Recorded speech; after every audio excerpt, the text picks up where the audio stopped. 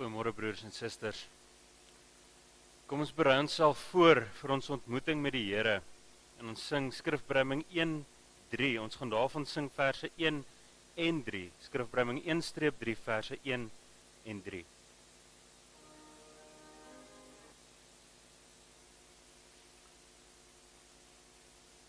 Ons slaan ons oë op na die berge. Waar sal ons hulp vandaan kom? Ons hulp is van die Here wat die hemel en die aarde gemaak het en trou bly tot in ewigheid. Genade en vrede vir julle van hom wat is en wat was en wat kom, en van die 7 geeste wat voor sy troon is, en van Jesus Christus, die geloofwaardige getuie, die eerste wat uit die dood opgestaan het, die heerser oor die konings van die aarde. Amen. Kom ons sing saam tot lof en eer van die Here, Psalm 45, ons gaan daarvan sing, verse 1, 9 en 16. Ek sal o Vors u eer bewys, u naam deur die geslagte prys. Die volke sal in u verblyd, u loof vir ewig en altyd. Psalm 45, verse 1, 9 en 16.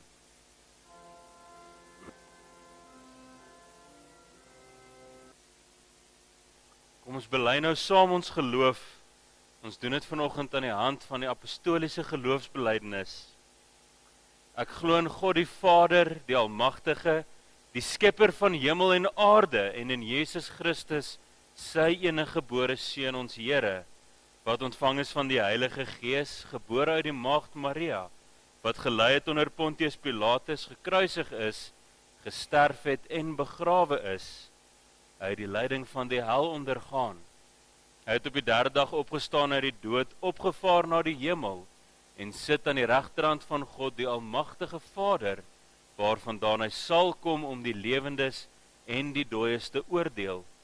Ek glo in die Heilige Gees, ek glo aan 'n heilige, algemene Christelike kerk, die gemeenskap van die heiliges, die vergewing van sondes, die opstanding van die liggaam, en 'n ewige lewe.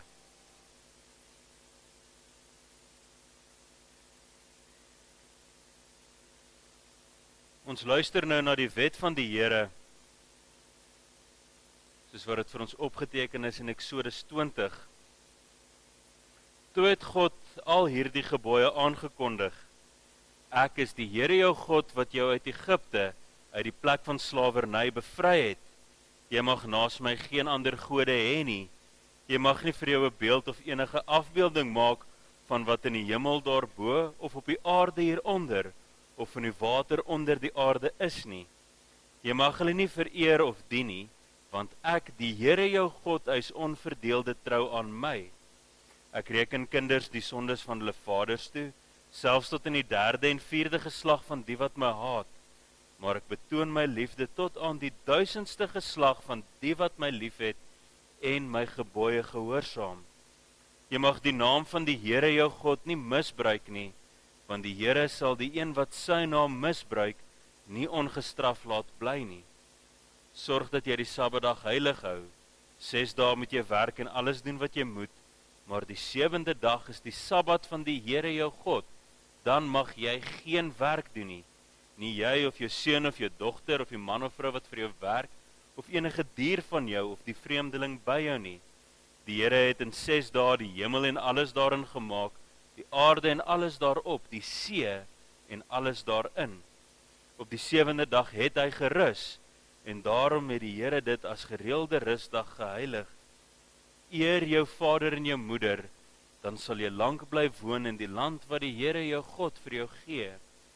Jy mag nie moord pleeg nie, jy mag nie egbreek pleeg nie, jy mag nie steel nie, jy mag nie vals getuienis teen 'n ander gee nie, jy mag nie iemand anders se huis begeer nie, jy mag nie sy vrou begeer nie, ook nie 'n slaaf of slavin, 'n bees of 'n donkie, of enigiets anders wat aan hom behoort nie.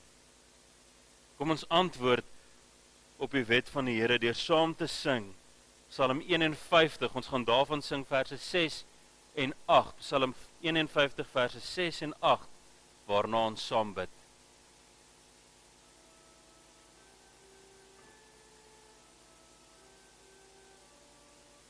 Kom Kom ons bid saam. Ons almagtige God, se Vader wat in die hemel is. O Here, ons bely ons swakheid. Ons bely ons sondeskuld. Ons erken dat ons so geneig is om U en ons naaste te haat.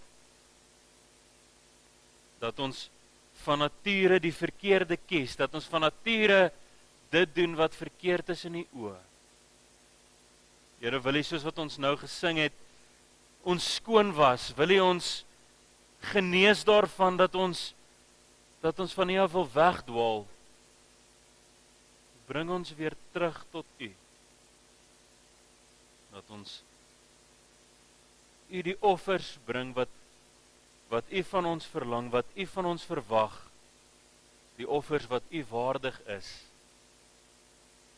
Want Here, daar is nie 'n naam soos U naam in die ganse aarde nie. Daar is nie iets of iemand wat naastenby by U kan kom nie. U is die skepper van hemel en aarde, die heerser oor die leerskare. Ons wil U lof besing. Ons wil jubel en juig oor U verlossing, oor U wonderdade, oor die wonderdade wat U ook in elkeen van ons lewens doen. Selfs al sien ons dit nie altyd raak nie, selfs al besef ons dit nie.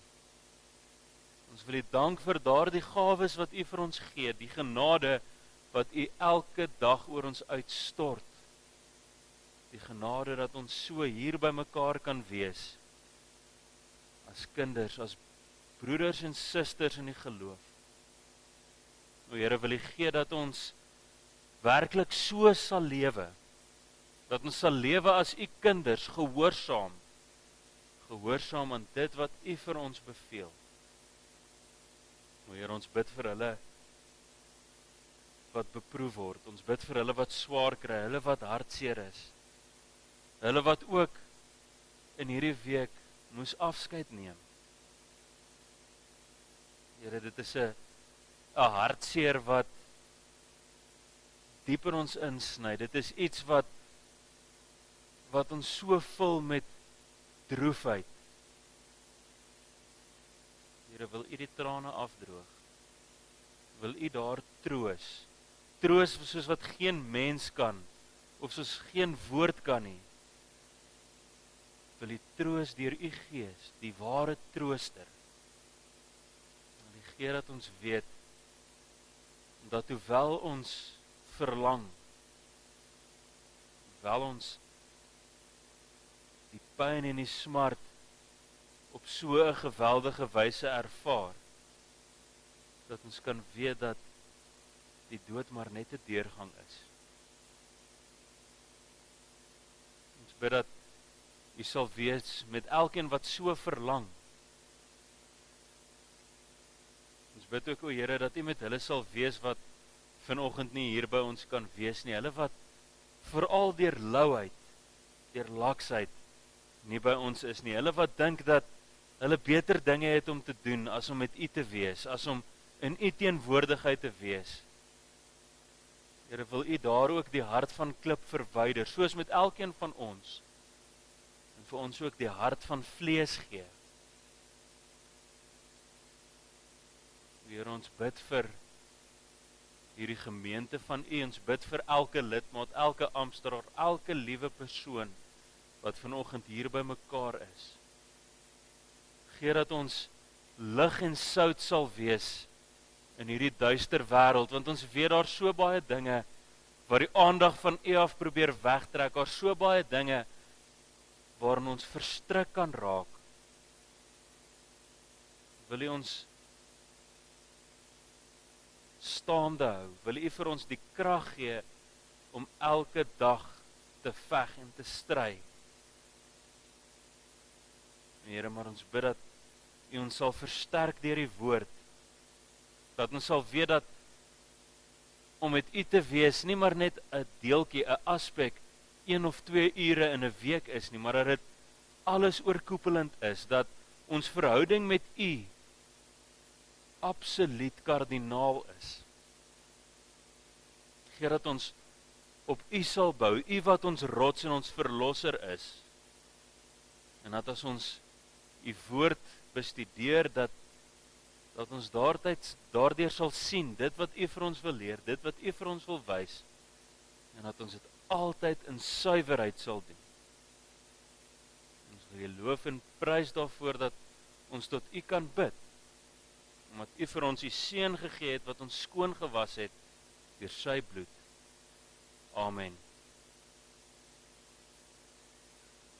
Broers en susters, ons het Vrydag begin met huweliksweek, en daarom gaan ons 'n bietjie vorentoe in die reeks oor die wet, en ons kom vandag by die 7de gebod. En daarom gaan ons lees Efesiërs 5, ons gaan lees vanaf vers 21 tot 33, en daarom gaan ons ook kyk na dit wat ons bely in die Heidelbergse Katekismus, Sondag 41.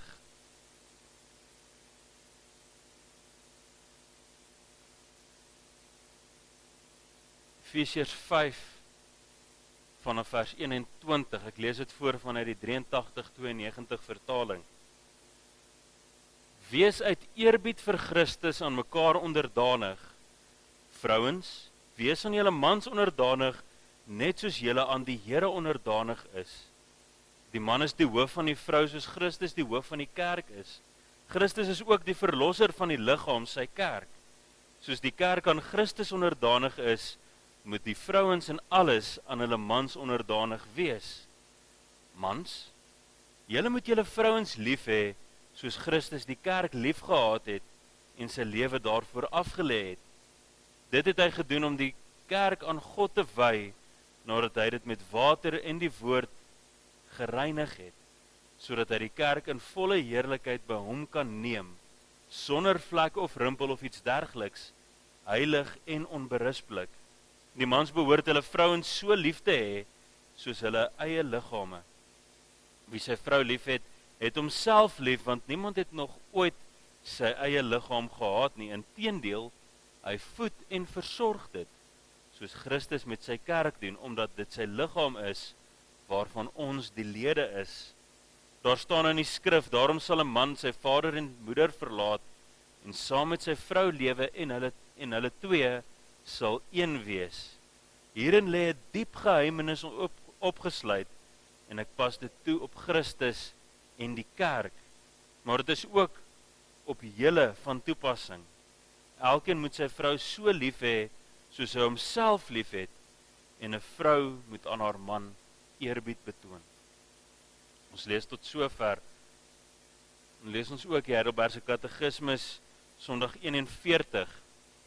Wat leer die 7de gebod ons? Alle onkuisheid is deur God vervloek. Daarom moet ons dit hartgrondig haat. Daarenteen moet ons kuis en ingetoe lewe, sowel binne as buite die huwelik. Verbied God in hierdie gebod niks meer as net egbreek en sulke skandes nie? Omdat beide ons liggaam en siel 'n tempel van die Heilige Gees is, wil God dat ons albei rein en heilig bewaar. Daarom verbied hy alle onkuise dade, gebare, woorde, gedagtes, luste en alles wat 'n mens daartoe kan verlei. Kom ons sing nou saam Psalm 119. Ons sing daarvan verse 12 en 13. Psalm 119 vers 12 en 13. Wend my oog van wat tog niks is, maak my lewend in die weg, u belofte aan al die dienaars, maak dit waarheid aan die knegg.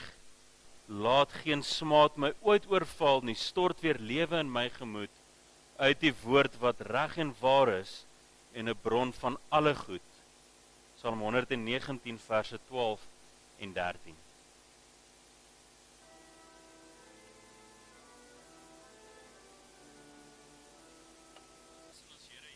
Christus. Vanoggend fokus ons in die prediking op die huwelik. Wat verwag God van ons en wat moet ons in die huwelik doen? En dit is baie belangrike ding wat ons vandag bespreek, want ons weet in die samelewing daar buite word daar 'n geweldige aanval geloods op die huwelik, soveel so dat die huwelik goedkoop gemaak word. En dan help dit nie dat ons vanoggend na ons huweliksmaat kyk en seker maak dat hy of sy oplet wanneer daaroor hom of haar gepraat word nie. In die eerste plek word daar met elkeen van ons gepraat. En dan is hier baie mense, kinders, ongetroudes wat kan sê, maar ek is nie getroud nie. Hierdie gedeelte het glad nie enigsins, is glad nie van toepassing op my nie. My broers en susters, dit is ook vir die ongetroudes belangrik om hierdie boodskap te hoor, want eerstens staan hulle in verhoudings met mekaar of met ander mense en is daar die moontlikheid dat hulle eendag gaan trou. As meer van ons werklik vroeg hoor wat God van ons in die huwelik verwag, dan behoort daar minder moeilikheid te wees. En dan sou ook die van ons wat al getroud was, wat 'n eggenoot verloor het, of wat meen dat hulle nie gaan trou nie, dat hulle geen belangstel het nie. Maar is ook nodig dat hulle dit hoor, want ons is in 'n geloofsgemeenskap, waarbinne ons mekaar moet ondersteun, waarbinne ons mekaar deur die woord moet versterk, en om mekaar raad moet gee. Wanneer ons mekaar vanuit die woord moet bedien met raad, ten opsigte van ons hele lewe, maar ook van ons huwelik. Kom ons gaan kyk daarom na dit wat God vir ons in hierdie gedeelte van die huwelik openbaar.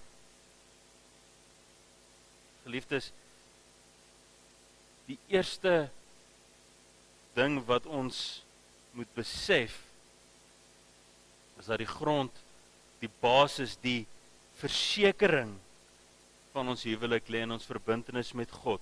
God is die sekuriteit van die huwelik, en sonder 'n groeiende verhouding met God, kan die mens geen verhouding bou nie, ook nie die huwelik nie. Maar in die tweede plek, word die huweliksbeloftes vir ons waargemaak, deur in die huwelik te leef, volgens die reëls wat God vir ons daar gestel het. En daarom gaan ons na hierdie twee gedeeltes kyk in die preek. Eerstens gaan ons kyk na ons verbintenis met die Here. Vers 21 wat ons gelees het, is eintlik oorkoepelend oor die hele gedeelte. Met ander woorde, vir die huwelik, maar ook vir ons ganse gesinslewe, soos die ouer-kind verhouding. Ons lees in vers 21, wees uit eerbied vir Christus aan mekaar onderdanig. Ons diepste motivering, waarom ons in die huwelik is, waarom jy jouself gee, is nie in die eerste plek om jou man of jou vrou gelukkig te maak nie. Dit gaan oor die eerbied vir Christus, terwille van jou verhouding met God. Die woord eerbied in die oorspronklike taal word dikwels moeilik in Afrikaans vertaal, maar dit bevat iets van die vrees vir die Here, om hom te vereer, om hom te aanbid, om hom te dien. Geliefdes, jou verhouding met die Here moet nie net sentraal staan in jou eie lewe nie, maar ook in jou huwelikslewe. Ons almal ken sekerlik die beeld van die driehoek, met God aan die bopunt en die man en die vrou op die ander twee punte. En hoe nader man en vrou saam aan God beweeg, hoe nader beweeg hulle ook aan mekaar. Dit is 'n eenvoudige beeld wat wys dat 'n mens in jou ganse lewe op God moet bou. Sonder jou verhouding met God is jou huwelik slegs 'n menslike kontrak, menslike voornemens om goed met mekaar te lewe, om verantwoordelik te wees met mekaar. Dit is nie die opdrag wat die Here vir ons gee nie. Daarom dan ook die opdrag dat die gelowige nie met 'n ongelowige in dieselfde juk mag trek nie. Ook in die huwelik, ons lees dit in 2 Korintiërs 6 vers 14. God moet die sentrum van die huwelik wees. En jy as gelowige kan ek dan weet dat God in my en in my maat leef, dat hy vir ons beide sy gees gegee het, en daarom kan ons die voorskrifte wat hy vir ons gegee het nakom. Deur die inwoning van die Gees weet ek dat God my sal lei, dat hy my nooit sal verlaat nie, ook in die huwelik, dat hy my die krag kan gee om in moeilike tye wat daar beslis sal kom, daar ook die krag te gee. Want dit is God wat mense na mekaar toe lei. Ons lees dit ook in die bevestigingsformulier van die huwelik. Dit is God wat die huwelik instel, as hy bepaal dat man sy vader en sy moeder sal verlaat en sy vrou sal aankleef, en dat hulle een sal wees. Hierdie gedeelte word ook in vers 31 aangehaal, want God is die sekuriteit in ons huwelik. Daarom, broers en susters, moet u in die huweliksmaat erns maak met julle verhouding met God. Elkeen van ons, afsonderlik, maar ook saam met mekaar. Daar moet gesorg word dat God sentraal staan in die huwelik. God gee en demonstreer dan aan ons die beginsels wat in die huwelik moet geld in en deur sy seun Jesus Christus. Daarom word die beeld van Christus net so toegepas op die huwelik. Die beeld van Christus se verhouding met sy kerk. Dit is iets daarvan dat tussen die kerk en Christus, dit is iets dat daar is wat tussen Christus en sy kerk is, wat in die huwelik gerealiseer moet word. Aan die een kant kan dit vir ons amper soos 'n onwerklike oproep klink, maar aan die ander kant laat God ons, die gelowiges, die kerk, juis ons verhouding met Christus beleef, soos wat ons ook in die huwelik moet doen. Hy gee aan ons, as gelowiges, die huwelik, dit wat hy van ons vra. Ons herhaal dit weer, die huwelik is deur hom, en is uit hom, en is tot hom. En dan gee die Here vir ons bepaalde riglyne, bepaalde reëls kan ons sê, vir die huwelik. Weereens staan vers 21 oorkoepelend. Wees aan mekaar onderdanig. Aan mekaar onderdanig. Hier is dis sprake daarvan om die minste te wees, om mekaar te dien, om jou vrywillig aan die ander te onderwerp, om die ander hoër te ag as jouself. Maar dan gee die Here in die besonder spesifieke opdragte aan man en aan vrou oor hoe hulle self in die huwelik moet gedra. Eerstens sê aan die man, jy moet jou vrou lief hê. Die Here gee aan ons die opdrag om ons vrouens lief te hê, soos wat Christus sy kerk lief het, word dit gekwalifiseer, en dit word 'n paar keer herhaal, in vers 25, 28 en 33. Broers en susters, hierdie is 'n geweldige opdrag. Christus se liefde vir ons is so groot, dat hy homself volkome gegee het, ter wille van die kerk. Alles gegee, hy het vir ons gesterf. En dit is waarvan hier gepraat word, die selfopofferende, selfverlonende liefde. Dit is wat van ons mans gevra word. Die Griekse woord wat hier gebruik word, is die agape liefde, die liefde van 1 Korintiërs 13. Liefde wat alle eie belang, eie plesier aflê, tot voordeel van die ander. Ja, vrouens, julle moet julle mans ook lief hê, maar die mans word spesifiek die opdrag gegee om hulle vrouens lief te hê. En dan kry die mans ook die opdrag om vrouens nader aan God te trek. Jy moet jou vrou lei in 'n dieper verhouding met God. En Christus gee homself aan die kerk om haar te heilig, om haar voor God te stel, om haar aan God te wy. Ons lees dit in vers 25. En dan is daar verklaardes wat verskil oor die interpretasie, oor die verklaring hiervan vir die huwelik, maar is tog iets daarvan, dat jy jou vrou sal lei in die mooie en die heilige in haar na vore bring. Ook ten opsigte van haar verhouding met God, waar die man as hoof van die huis moet voortgaan in 'n dieper verhouding met die Here. Ons sal nou 'n bietjie fokus op hoofskap. Dan kry mans die opdrag om te voed en te koester soos hulle eie liggaam sal voed en koester. Voed en koester beteken dat 'n mens sal voorsien in fisiese en psigiese nood, dat mens sal versorg, dat jy verantwoordelikheid sal neem en sal beskerm, dat jy nood sal raak sien en daarin voorsien. Dis 'n kragtige beeld wat Paulus hierso gebruik, soos met jou eie liggaam.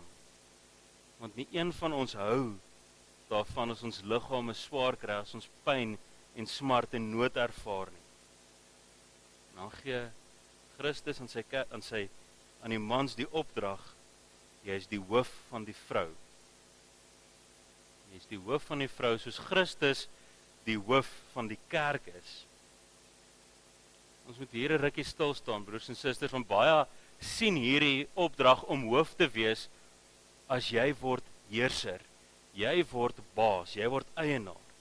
Broers en susters, dis nie waarvan hier gepraat word nie. As ons lees dat die man hoof is oor die vrou, dan beteken dit nie dat die man baasspelerig of selfgesentreerd is nie. Dit gaan daaroor dat hy sal leiding neem as hoof van die gesin, en die wete dat God ook van hom sal rekenskap eis oor hoe hy dit gedoen het. Soos wat Christus sy kerk lei, so moet die man sy vrou lei in absolute liefde. Ons kan dit nie genoeg herhaal nie, nie as baas nie, nie as eienaar nie, as hoof. In die gedagte is daar 'n geweldige verantwoordelikheid wat aan die man gegee word, wat jou net weer eens laat besef, dit is nie iets wat van nature uit ons kom nie, dit is nie iets wat ons van self kan doen nie. Dit is iets wat ons slegs deur die krag van God kan doen, slegs as God die sentrum van my huwelik is. Nou dan geld dit ook vir die opdragte wat aan die vrou gegee word.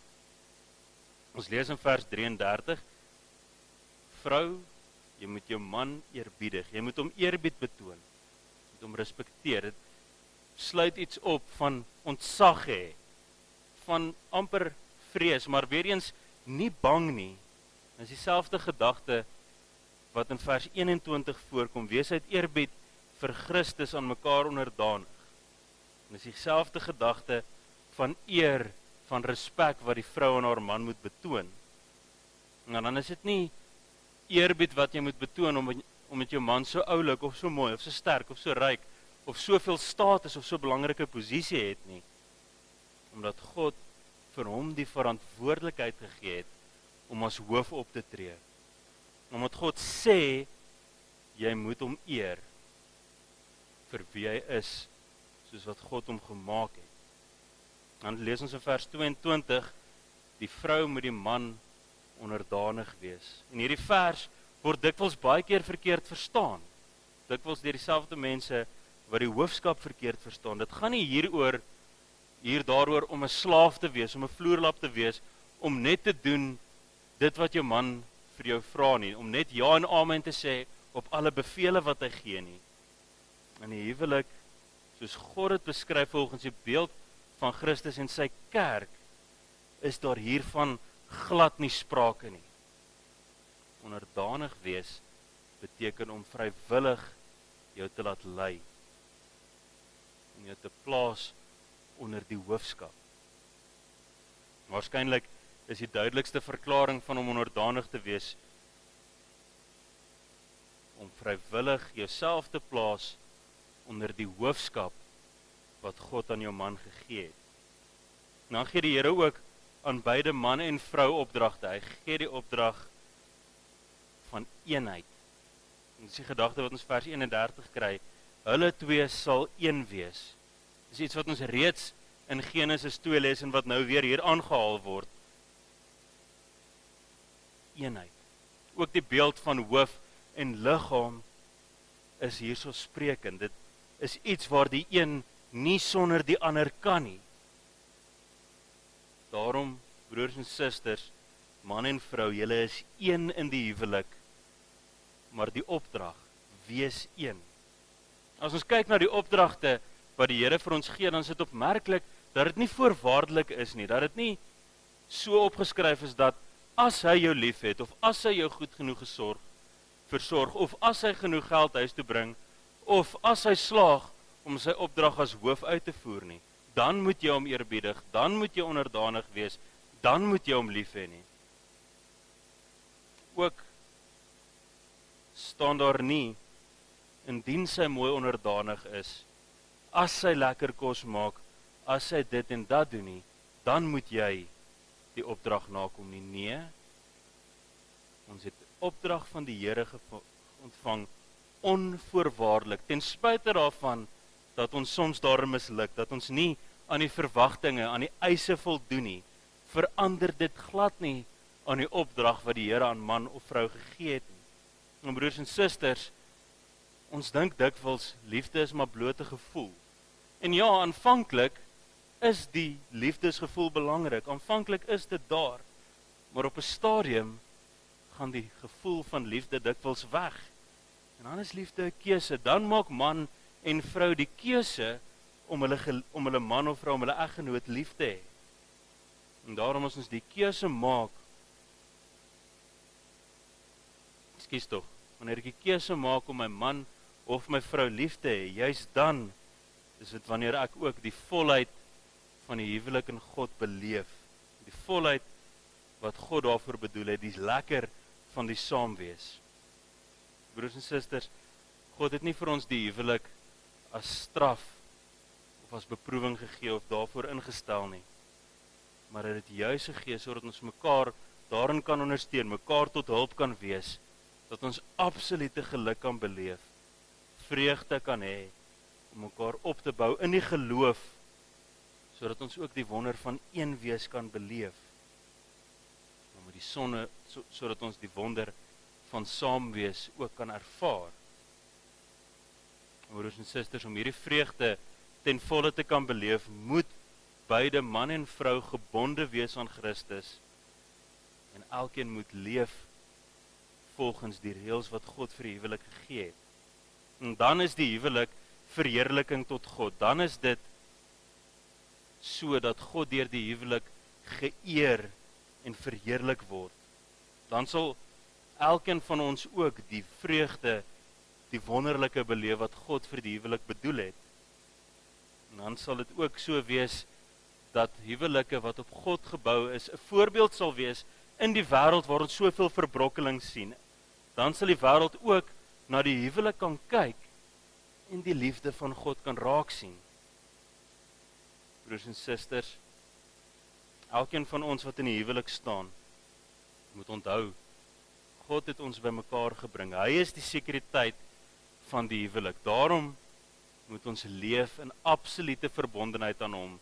Daarom moet ons leef volgens die reëls wat hy vir ons gegee het. En so sal ons die eenwees ervaar wat God vir die huwelik bedoel het. Amen. Kom ons bid saam.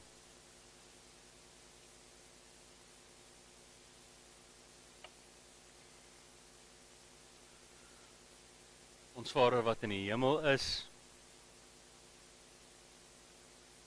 o Here, ons wil U naam loof en prys, wat U vir ons mekaar gegee het, sodat ons mekaar kan versterk, sodat ons mekaar kan opbou, sodat ons mekaar kan bystaan en help. Here, wil U gee dat ons die huwelik suiwer sal hou, dat ons dit heilig en skoon sal hou, sodat ons U daarin sal eer. Ons bid dat U die huwelik sal gebruik hier, sodat ons 'n voorbeeld sal wees. Voorbeeld vir 'n wêreld waar die huwelik goedkoop gemaak word, waar daar so baie mense sê, maar dit is maar net 'n eenvoudige stukkie papier.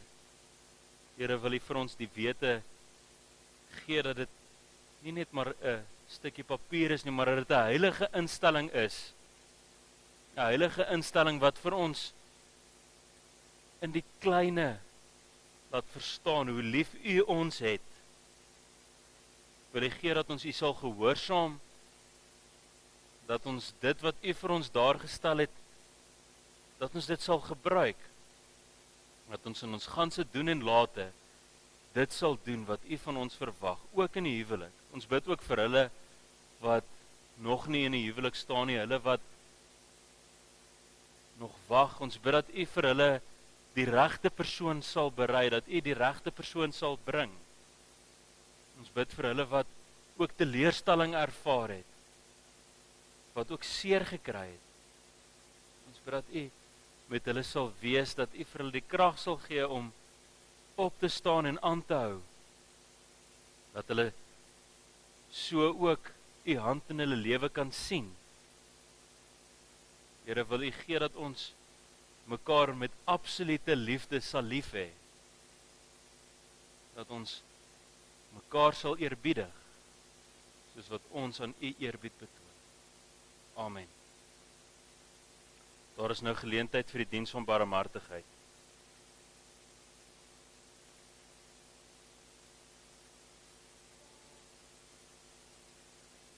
Kom ons sing nou ten slotte saam Skrifbreiding 7:2, ons sing daarvan verse 1 en 2. Ek die Heer van Here, koningskind van ere, kom in krag met mag. Ek die ster van sterre, skitterblink van verre, einde van die nag. En die Gees en bruid roep uit, Jesus, Here, kom in ere, kom tog gou, o Here. Skrifbreiding 7:2 verse 1 en 2.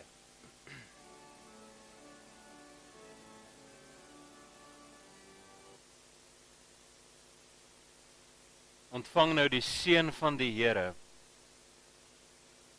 Die genade van ons Here Jesus Christus, die liefde van God en die gemeenskap met die Heilige Gees sal met u wees en bly.